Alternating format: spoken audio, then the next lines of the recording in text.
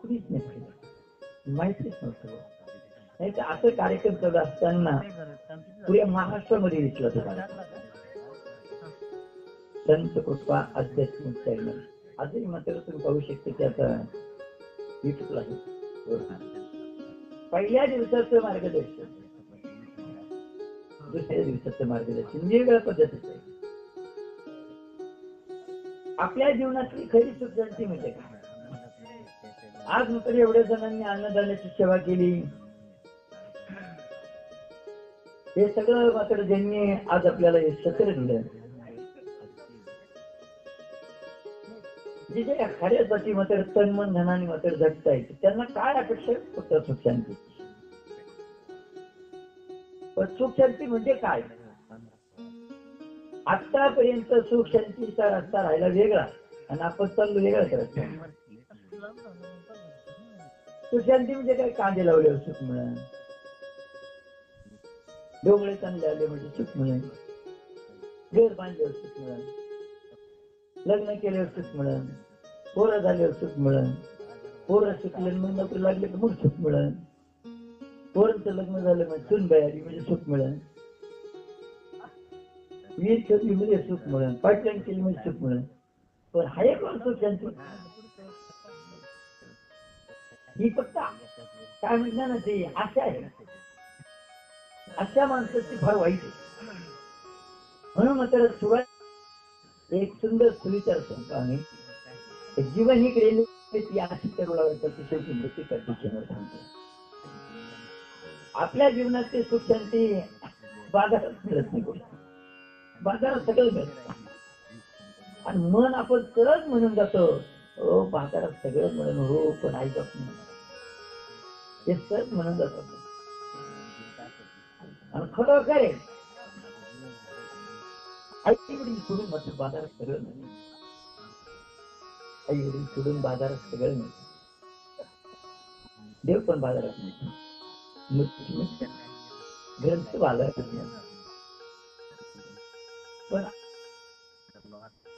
मग तस घर घर आहे, गाडी आहे, खाणं आहे, पिणं पण आहे, काही तर सुख शांती नाही. बिना गोळ्या घ्यायची झोप ज्याला येते ना त्याच्यात घरात. आता आपल्या गावात तमाशा होतो ना, तमाशा रात्रभर चालतो, कोणाला अजिबात डोळा लागत नाही, डोळ्याला डोळा नाही. तमाशा म्हणलं असतं, तमाशा बाबू इथे जागा कोणी नसते. आता आम्ही काय आलो नाही तमाशाला, त्या तमाशेवाल्याचे बोकाडी नसतं.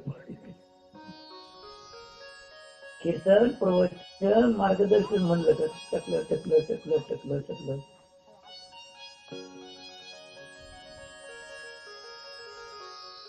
महत्वाचं पहिली गोष्ट, आजारी माणसाला सगळे पदार्थ कधी लागते.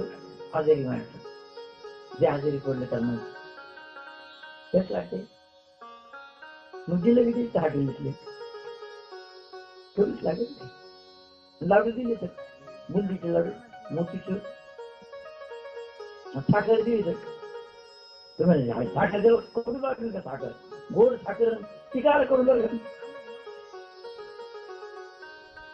साखर सुद्धा करू लागते. साखर करू का त्याचं तोंड करू, तोंड करू, मग जिल्ह्याचं करू का त्याचं तोंड करू. आता जर समजा मग जर तोंड कडू पडलं असेल, का मग तोंड कडू पडलं बरं? त्याला आधार ताक आहे, थंडी म्हणून मात्र त्याचं तोंड कडू पडलं बरं. मग चांगल्या पदार्थ जर करू लागत आहे तर काही आजार असल्यामुळे, जर समजा हे चांगलं आहे, हे चांगलं आहे तरी जर कडू लागत असेल, बसायची वाटत नसेल, दुखल्या लागत असेल, वळवळ होत असेल, समजायचं का आपल्या पाठीवर काहीतरी केला. मग आता तमाशा ऐकल्यावर पिढा जायचं सांगा, वेळा जाईल. जिथं तुमचं मन लागत नाही ना तिथं मन लावा, निश्चित मात्र तुमच्या पाठीमागची पेढा आली.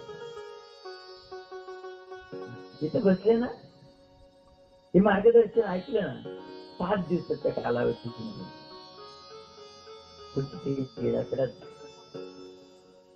आतापर्यंत जेवढं करून पाहिलं ना आता इथून पुढे हे करून पहा. हेच तुम्हाला दाखवणार आहे तर तुझं आहे तुझं पक्षी तरी तू जागा चुकला की आपलं आपल्या जवळ आहे पण सापडत काय ना, सापडत का नाहीये? विश्वास नाही. विश्वास सहज गोष्ट आहे आपल्याला जीवनात, सहज गोष्ट आहे की नाही. अंधाऱ्या रात्री रस्ता चालत असताना बॅटरी रस्त्याला लावतो. मग बॅटरी रस्ता किती असं आपण म्हणतो. मग खरोखर बॅटरीचा रस्ता दाखवला का? लाईट गेल्यानंतर दिवा लावतो आपण, मग दिव्यानं वस्तू दाखवली का?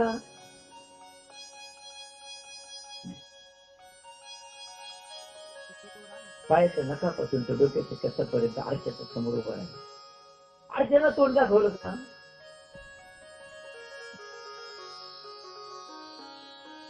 रस्त्याला बॅटरी निमित्त रस्ता आपल्या डोळ्यांनी पाहावा लागतो. नाही तर बॅटरी रस्त्याला लावून डोळे झाकून चालत राहिले तर खड्डा जाईल मोठा. आणि अंधाऱ्या रात्री लाईट गेल्यानंतर जरी दिवा लावला डोळे लावून घेतलं काय दिसत ना आपल्याला? पायाच्या नकापासून तर डोक्याच्या कसापर्यंत आरसा समोर असं निघेल मोठे मोठे आरसे. त्याच्या समोर उभं राहिले डोळे लावून घेतलं काय दिसत आपल्याला? आरसा निमित्त आहे, दिवा निमित्त आहे, रस्त्याला बॅटरी निमित्त. तसं तुमच्या सगळ्याच्या समोर आम्ही पण निमित्त, आम्ही पण निमित्त आहे. तुमच्यात काय ठेवले ना हे मात्र 7 दिवसाच्या कालावधी दाखवतात. मार्गदर्शन, मार्गदर्शन म्हणजे मार्ग चुकलो आपण. मनमाड इकडे, मालेगाव इकडे, आता आपल्याला माहिती बघ. पण नवीन एखादा आला आणि त्याला म्हणलं बा मनमाड इकडे, तुम्हाला मनमाड जायचं, तुम्ही मालेगावचा रस्ता दाखवून गेला, मार्ग चुकला, मनमाड येईल का? मात्र आजच्या ह्या कार्यक्रमातून आजचं उशीर झाला आपल्याला. उद्यापासून कार्यक्रमाचं नियोजन मात्र अशा पद्धतीने राहील. 5:30 वाजता अनुष्ठान त्यांचं फराळ, 5:30 नंतर 6 ते 7 मात्र विधी आरती राहील. 7 पासून तर 9, 9:30 तर 9:15 वाजेपर्यंत प्रवचन राहील, मार्गदर्शन. तिथून पुढे सामुदायिक पंगत राहील. त्यानंतर पहाटे 4 वाजता रेकॉर्ड लागत. पहाटे 5 वाजता विधी सुरू होईल. पहाटे 5 वाजता विधी सुरू होईल. 5 ते 6 विधी आरती होईल. 6 नंतर पुन्हा 1-1.5 तास प्रवचन या पद्धतीने. पण आपल्याला जे मार्गदर्शन करायचं ते जास्तीत जास्त सायंकाळी म्हणतात. सकाळी लोकांना थंडी वाजते त्याच्यामुळे ते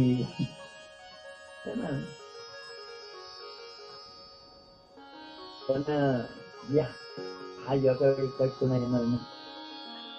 आणि खरोखर मात्र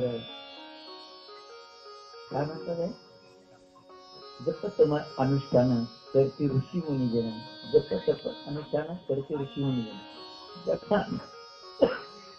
ऋषी मुनी हे अनुष्ठान करत होते जंगलामध्ये, परंतु बाबाजींनी एकदम सरळ आणि सरळ सोपा उपाय म्हणून आपल्यापर्यंत आणून ठेवलं. जप तप अनुष्ठान करते ऋषी मुनी जन. मुनी जन शेवटच्या जन म्हणजे माणसांपर्यंत आणले. पहिले ऋषी मुनी करायचे, नंतर ऋषी मुनी जन, आता माणसापर्यंत आणले. म्हणून आता या अनुष्ठान आता काय होत आहे, या अनुष्ठानला बसले त्यांना काही काम म्हणत अनुष्ठान असं सगळं काही ज्यांना काम नाही त्यांनीच अनुष्ठानला बसायचं. ज्यांना काम आहे ते व्यवस्थित अनुष्ठान करायचं का हा मुद्दा सांगणार. आज तर मात्र आपल्या घरातले 7 देव होते. 7 देव घरामध्ये 7च देव पाहिजे. 7 देवाचे व्यतिरिक्त नाही. मग 7 देवाचं महत्व सांगणार आहे आम्ही. एखादा अधिकारी जर आपल्याकडे आला ना, अधिकारी त्याचा अधिकार जर माहिती असला आपल्याला तर काय करतो आपण, फुलांची माळ, शाल, एक नारळ बिरळ पटकन, तर त्याचा अधिकारच माहिती नाही. तो आमदार आहे का खासदार आहे म्हणून कोण करीन तिची पूजा करीन का. तसं घरामध्ये ज्या 7 देवता आहे या 7 देवताचं महत्व काय. गणपती बाप्पा, महादेवची पिंड, दगडादेव रंगनाथ, अन्नपूर्णा माता, आपली कुलदेवता तुळजाभवानी माता, आपले कुळपुरुष 7व्या दादांचे वडील 8वे दादा आणि खंडोबा. या 7 देवताच आपल्या घरात पाहिजे. आपल्या तर गोटी एक दादांना सत्य अनुभव. त्यांच्या घरामध्ये एक आजारी पडलं का दवाखाना करून आणलं की त्याला बरं वाटतं.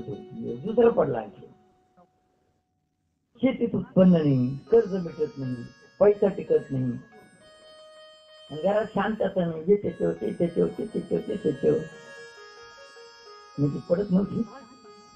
भांडण करायचे बा.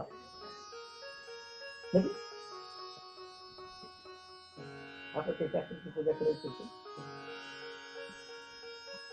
नंतर दुसऱ्या ट्रीट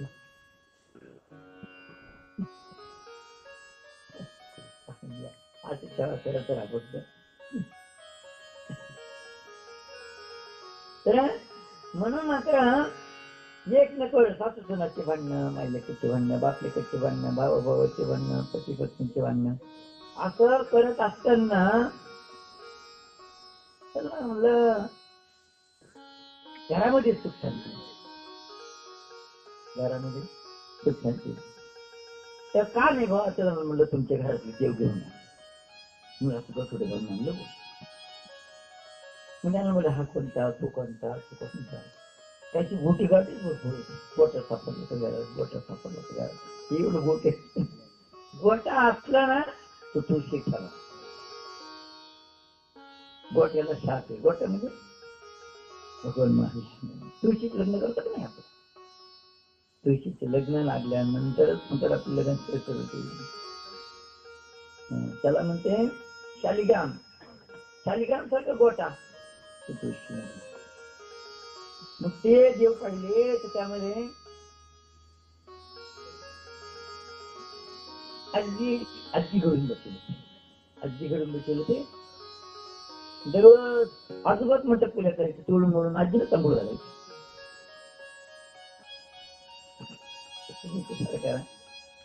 आजोबांना जर आजीला तोडून मोडून आंघोळ घालून पूजा केली पाऊस लवकर पडेल. पीक पाण्याचं फरक असं उलट सुलट झाल्यावर पाऊस पाणी लवकर पडणार नाही आणि लाखाचे 12,000 रुपये. म्हणून या गोष्टी वाढवडील आता बरेच ठिकाणी असते. मोठे का देव केलं, मोठे का देव केलं, देवाला गेलं मोठं कर, मोठे का देवाला गेलं लहान देवाची पूजा करे. असं काम नाही बा. मोठ्यानं जेवण केलं आता लहान जेवणच नाही करायचं. दिवस पुढं फ्री होते गण सोन्याचं धोरण निघत चांगला आहे.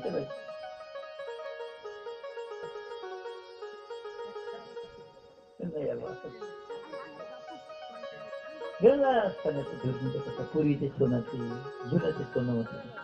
पण आता जुनं ते सोनं नाही राहिलं का. आता सोन्याला पाहिजे सगळ्यात. म्हणून या 7 देवता त्याला आपल्याला जर समजा सांगायला भरपूर वेळ लागेल. आता फक्त अनुष्ठान का करायचं. एखादा आरसा जर असला ना त्या आरशावरची घाण बसते. तुम्ही आम्हाला स्वतः विचारते बरं माझ्या ना नशिबात काय, माझ्या चिंतेत काय, घर आहे का, गाडी आहे का, नोकरी आहे का, छोटी आहे का, जी विचारते ना. पण नशिबाला त्या संचिताला मुलगींचा आलेले असते. मल्लींचा मग मुलींचा कशा आले हो आता दरवाजा खिडक्या बंद आहे तरी भांड्यावरती घाण बसते त्या पद्धतीनं संचिताला आपल्या नशिबाला जी मल्लिनता आलेली ही मल्लिनता कशाची मल्लिनता कशाची एक आहे आज आपण डोकं विचारतो ना डोकं विचारल्यानंतर केस सुटतात ना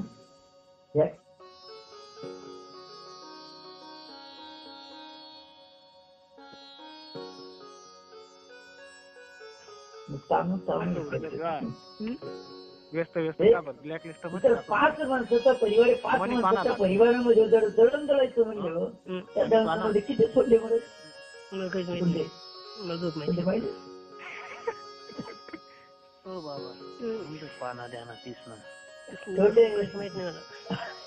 नासडलं केलं सोडले माहिती म्हणे हा माहिती सोडकिडे म्हणते म्हणतात सोडकिडे हा म्हणलं आमच्याकडे काम बिम करत नसलं काही नाही उच्या पती करत त्याला म्हणलं हे सोंड्या गप्ती बस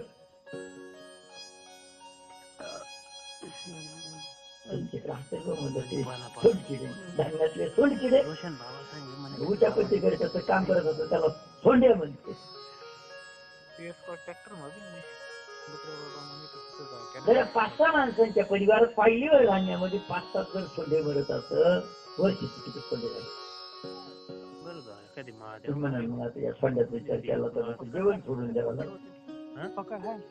जेवण नाही सोडायचं पण अनुष्ठान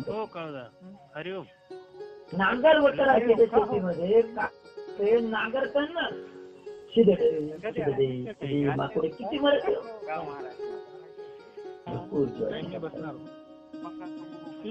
मग एवढ्यातून एवढ्या जीवाच्या हत्या होते ना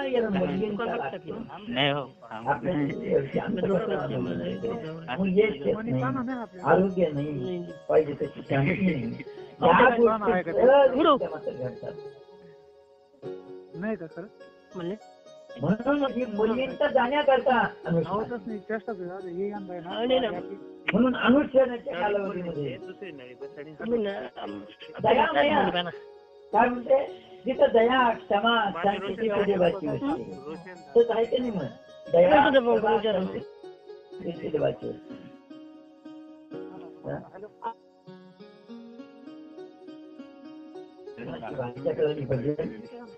तेव्हा मात्र आपल्या अंतःकरणाची दैवी शक्ती जागृत होईल हे फुले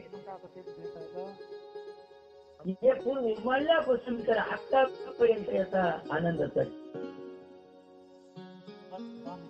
ही फुल आता मात्र उद्या मामाचं गाव फुकटच करून ठेवलं का लोकांना म्हणाले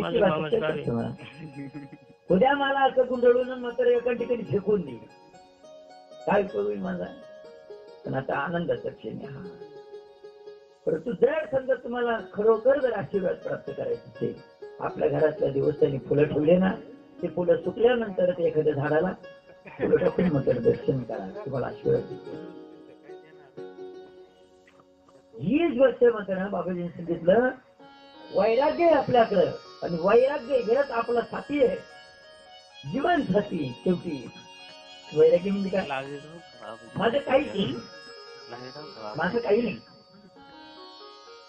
आणि आमच्याकडून काही होत नाही आमच्याकडून काही होत नाही आणि माझं काही नाही आमच्याकडून काही होत नाही आणि मी काही करत नाही आता एवढं जरी कळलं आपल्याला ना तर जीवनाचं फार काही आता मी काही करत नाही पण मी करतो एका गावामध्ये एक रित्या मध्यरात्री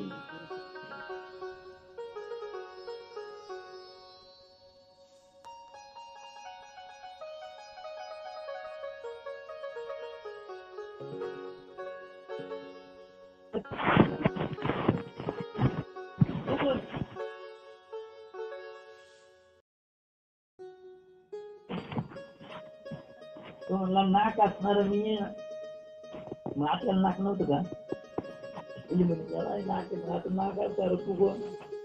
तो म्हणे नाक असणार तू कोण? म्हणलं कान असणार मी. कान आपल्याला नव्हते कान. कान ते मला कान असणार कोण? तो म्हणलं डोळे असणार मी. आपल्या डोळे नव्हते. डोळे असणारा तू कोण? डोळे मला कोण असणारा मी. मग आपल्या तोंड नव्हतं का? तू नाचणार तू कोण?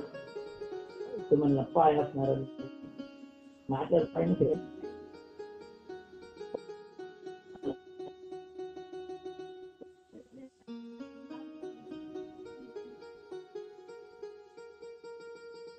तुम्हाला मग यदा कदाचित मग आपण म्हणतो मी पाहिलं नाही का? डोळे मी नव्हतं तिथे. दारू पिलं तू वाच येत नव्हतं. मी नव्हतं पिलं. मला वाचा तू बोलला नाही का? मी ऐकून नाही केलं कानात गेलं नाही का? म्हणजे इंद्रियांच्या स्थानी मी आहे. पण मी जर निघून गेला ना, डोळे पाहणार नाही, कान ऐकणार नाही, नाक वाज जाणार नाही, हात करणार नाही, मी निघून गेलो.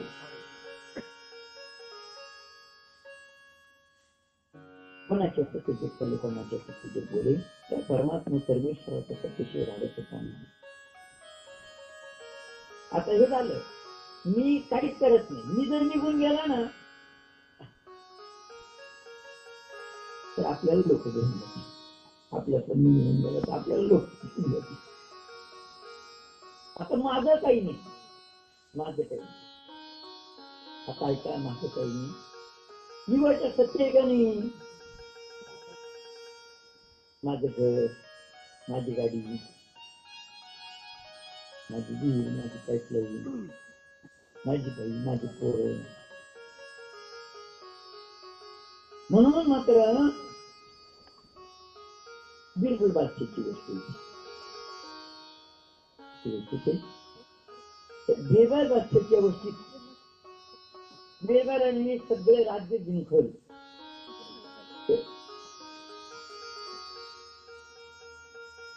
आणि मग मात्र शेवटी त्याला वाटलं लोकांना काहीतरी सांगावं, पण मी हे सगळं राज्य जोडून जाणार आहे. तर सांगायचं कसं बा? त्याला अधिकार लागतो त्याचे. नाही तर शंभूड आपल्या नाकाला लोकाला खायचं ज्ञान नाही. ते म्हणलं बा, जर मी लोकांना सांगायला लागलो ना, लोक मला म्हणतील याच्या अगोदर याच्या मुंड्या मोड, त्याच्या मुंड्या मोड, सगळे राज्य जिंकून ठेवले ना, आता मात्र अगोदर द्या ना मला. म्हणजे नाता पंचासाठी सगळं करून ठेवलं, ऐकाल कसं ना. त्यांनी सांगितलं, जेव्हा माझा मी निघून जाईल, जेव्हा मी निघून जाईल ना, जेव्हा मी निघून जाईल त्या कामाला ती व्यक्ती मनात पसरल्यानंतर ती व्यक्ती घेऊन जाताना मला बांधा, पण माझे हात बांधून. मला बांधा, पण माझे हात बांधून.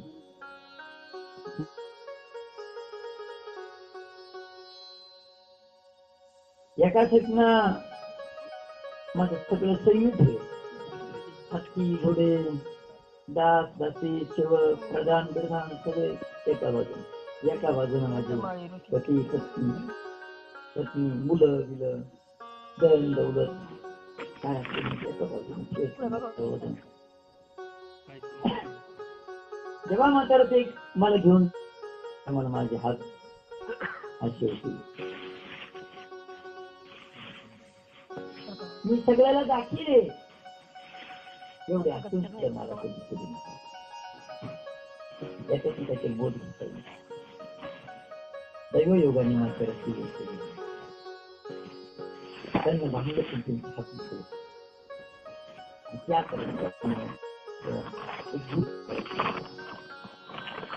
गुरु महाराजांना शिष्याने प्रश्न विचारला, गुरु महाराज आत्तापर्यंत हे हात मोकळा आता माळी पटेल का ते त्यांनी सगळं राज्य घेऊन जा ना काळी मात्र रोषणाला घेऊन जा. ते धामतोय ना आपल्याला राहू दे बघ त्याला. हा, राहू दे. इथे तर असूनही मला कोणी सोडीना म्हणून म्हणतो रे बघा माझं काही नाही पुढे टाकून दे. मी काही नाही कळत माझं काही नाही. मग माझं जर घर येतं मग मी गेल्यानंतर काहून घराच्या बाहेर कधी म्हणून माझं काही राव काय? आणि आमच्याकडून काही होत नाही यावरून आता. आमच्याकडून काही होत नाही. मग आता ही गोष्ट आपल्याला कळली तिकडे कुंडवर तर कशी मी जाऊन त्यांना सांगत होते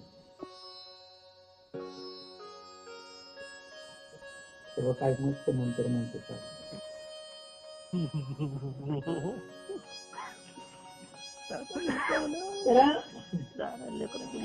डोळे कान नाक हात पाय हे सगळे मिळून मात्र हे चालू आहे सगळं.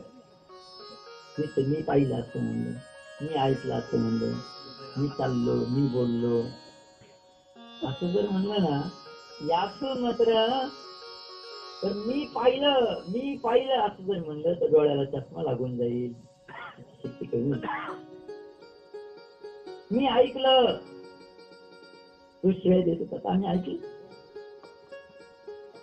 मी ऐकलं असं जर म्हणलं तर कानपूरला इड्डी होऊन जाईल. मी वाद घेतला तू दारू पिल होता मला वाद नाही.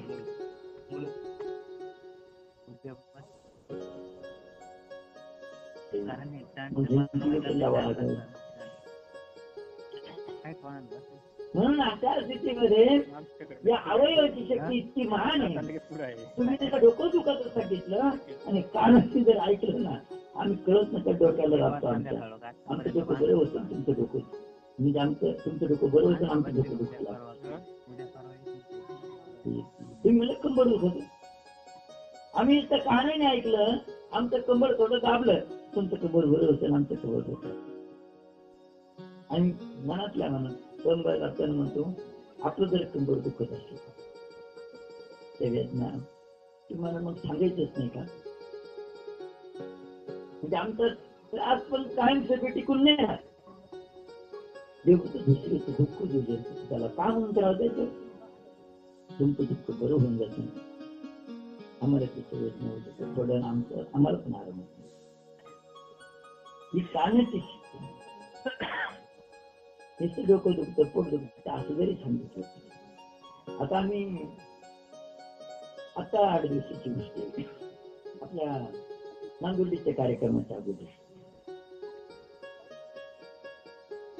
मुंबई शहापूरला गेलो होतो. तिकडून येता येता कसाऱ्या घाटाच्या वरती आपले ड्रायव्हर होऊन त्यांचं कान दुखायला ते गाडी चालवत असताना असं कानाला लहान बाळा कसाऱ्या घाटाच्या वर निघालं सायंकाळचा टाइम होता. एक पेट्रोल पंपवर तिची आरती गाडी बंदी होती आणि मंदिराच्या बाजूला आहुती टाकायला गाडी होती. आहुती बिटी झाली आणि आहुतीची चिठी घेण्याकरता ते गाडीच्या फटका देवाला मंदिरावर इतका कांद राहिला तर गाडी चालवायला सुद्धा मन लागलं. आतापर्यंत असं काम कधी चुकलं. मग आम्ही फक्त असं कामात आमचं बोट केलं असं मग बरं वाटून गेलं. नाही बरं वाटलं तर आपण तिकडे गेलं तर मार्ग येतील कान बरं होऊन गेलं. ते आल्यानंतर सांगायला लागले बाबा जेव्हा हात लावला तेव्हाच बरं झालं म्हणता. ठीक आहे हे आपल्यात आहे दैजिक शक्ती ती आपल्याला सापडत नाही ना त्याच्याकरता अनुष्ठान सगळं मात्र तुम्हाला चित्त देऊ नये. बाकीचं मात्र तुका म्हणे होता ठेवा सोया भावाचा काही पुण्य असेल म्हणून आजवळ आणि पुरीचं काही पुण्य जर दिसतं तर नाही येत आजवळ. म्हणून मात्र याचा करता प्रत्येकाने अनुसरण केलं पाहिजे शेतीत जे शेती म्हणून नोकरी प्रयत्नात आपले शेत म्हणून अनुसरण करून प्रयत्न करून पहा. त्यानंतर शारीरिक स्वास्थ्य नाही म्हणून आताच्या गोष्टी का अनुष्ठानाच्या व्यक्तींच्या उष्ट पाण्याने आंघोळ केली. आंघोळ करत असताना मात्र ते फोडून जायचं धरून ठेवायचे. जेव्हा आंघोळीच्या पाण्याने आंघोळ केली नुसतं त्यांचं कडकड हात घेतलेलं पाण्याने आंघोळ केली. आजची कुठे किती लांब होती तुम्ही पाहिलं असून कदाचित पाहिलंच नाही याच्यापेक्षा लांब होती. तर तिथून मात्र आंघोळ केली. आंघोळ करताना 2 जणांना धरून 2-3 जणांना धरून आंघोळ आणि आंघोळ केल्यानंतर कपडे कपडे बदलले ते पळतच आमच्याकडं दर्शनाला ते चमत्कारी गाणं होईल. तर नुसतं अनुष्ठान जर अनुष्ठान जो करील नुसतं अनुष्ठान करणाऱ्याच्या खरकट्या हातातल्या पाण्याने जर असा चमत्कारी गाणं होईल तर अनुष्ठान केल्यानंतर का ज्याला कळलं ते तिकडे उडलं. म्हणून आता त्याच्याकरता करून फार प्रकारचं जाऊ. आता हे अनुष्ठान बसले काय म्हणून बसले काहीतरी समाजचे घेऊन बसले. तुम्ही शांती सुंती करण्यापेक्षा घर बदलण्यापेक्षा गाव बदलण्यापेक्षा तालुका बदलण्यापेक्षा जिल्हा बदलण्यापेक्षा राष्ट्र बदलण्यापेक्षा अनुष्ठान करा. अनुष्ठानातून मात्र तुम्हाला चांगल्या पद्धतीचा अनुभव होईल. म्हणून मात्र अनुष्ठानामध्ये पवित्रता पाळायची. आणि एवढंच नव्हे 7 दिवस तुम्ही अनुष्ठान केलं.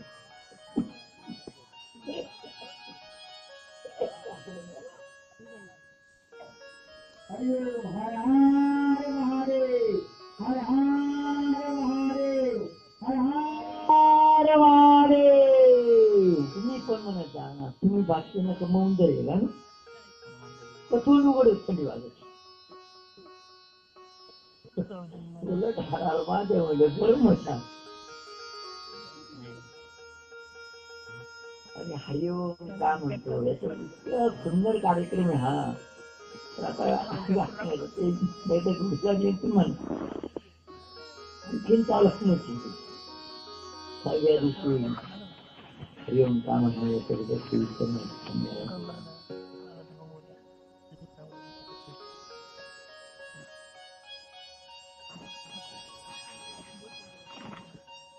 म्हणून अशा पद्धतीनं अनुष्ठानाचे नियम आता पाळायचे आपल्याला. अनुष्ठानाचं आसन उचलायचं नाही झटकायचं नाही. अनु म्हणजे आपल्या डोळ्याने न दिसणाऱ्या जीवाची सुद्धा आपल्याकडून हत्या होता का म्हणजे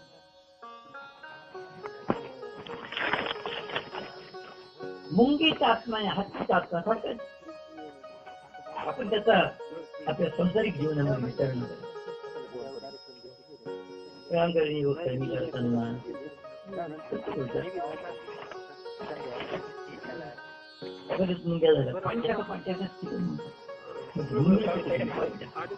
मुंग्यांना ते म्हणतात पाणी म्हणजे पुरे आणि आपण एखादं पुरात गेलो त्यांच्या मुंगीचा जीव हत्तीचा जीव सारखा. आता ज्या जीवन नंतर हत्या जीवन रेल्वेला मात्र 50 डबे असते. रेल्वे चालवणार ड्रायव्हर पाहिजे. रेल्वे चालवणार ड्रायव्हर पाहिजे नाही बघ त्याला सुंदर असेल. विमान चालवणारा बस चालवणारा आपल्यासारखा वकील आपल्यासारखा न्यायाधीश आपल्यासारखा पोलीस आपल्यासारखा मिलिटरी पण आपल्यासारखा. त्यांना काही वेगळं असतं. त्याच्या शिक्षणानुसार त्याच्या कर्मानुसार त्याला ते फरक झाले. मुंगीला त्याच्या कर्मानुसार हत्तीला त्याच्या कर्मानुसार आणि आपलं खरोखर भाग्य आपल्याला मानव देईल. मग याच्यातच आपल्याला मानव देह जर मिळाला तर देव कळायला पाहिजे. आणि देव भावाचा नाही कोणाचा, देव भावाचा. बाजारात गेल्यानंतर प्रत्येक वस्तू बाजारावर जायचं म्हणजे पहिले काय लागतं आपल्याकडे, काय लागतं पहिले पिशवी लागते.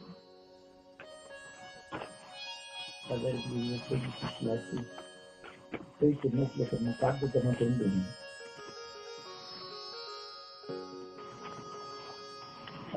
पैसे पाहिजे सगळे, म्हणजे भाव पाहिजे.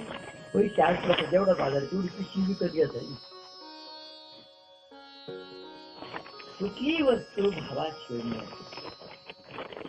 बाजारात तेवढे भाव पाहू, मग या कडा 22 गेला आणि त्या कडा 22 झाले, इकडून 22 गेले तिकडून 22 बाजार उठून जातो.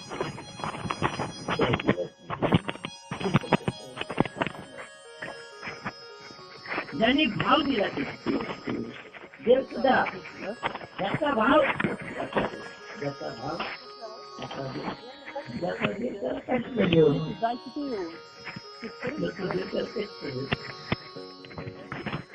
म्हणून मात्र श्राद्धा खूप पण ह्या गोष्टी जर तुम्हाला कळालं ना म्हणून त्याच्या करता अनुष्ठानातून म्हणतो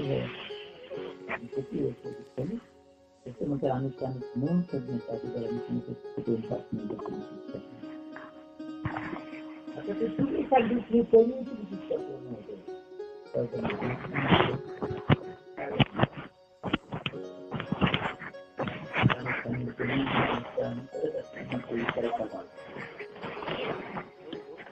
विचारता कोणाला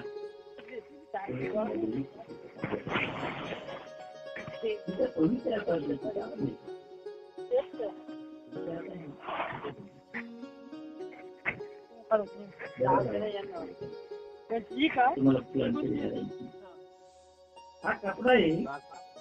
आज जरी बोलत नसलं आपल्या बरोबर तरी चांगलं चांगलं आपल्याला बोलायला म्हणजे आपण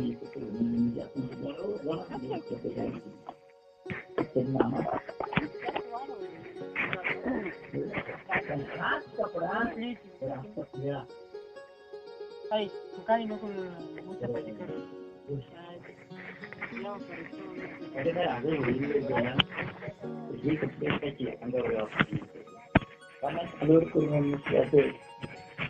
टाकून दिले त्याच्यातलं पाणी गळत राहिले असलेली शक्तीचा प्रभाव पूर्ण नष्ट होतो. रागे भरून गेलेलं वाक्य